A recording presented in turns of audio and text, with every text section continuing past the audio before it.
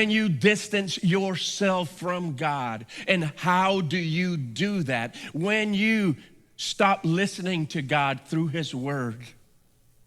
When you keep the Bible closed at your house instead of opening up the Bible, you're distancing yourself from God. When you stop seeking God and walking with God,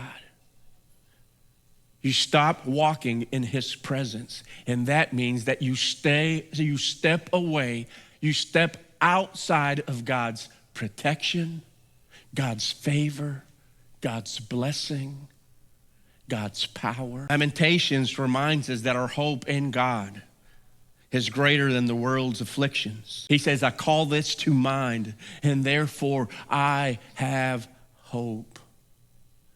He has hope because he recalls two things.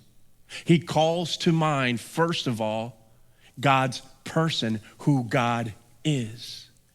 Because he knows his God, and because he knows his God's character, and because he knows his God's will for his people, he remembers. He calls to mind that his God is not a God who desires to destroy, but he's a God who desires to restore. There's hope for our nation. There's hope for our neighbors. There's hope for our loved ones. There's hope for our children.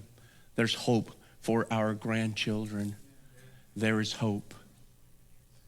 Because the church has a God who redeems. And because the church has a God who has called us to proclaim a gospel, the gospel of Jesus Christ, to a hurting, empty, broken world. And this morning, we remember the faithful God who redeems, the faithful God who restores hope. The Lord's Supper defines and proclaims what we believe as the body of Jesus Christ. See, the Lord's Supper proclaims and declares that Jesus died for our sins. The Lord's Supper proclaims that Jesus is the Messiah, God's anointed one, sent to the world to redeem humanity.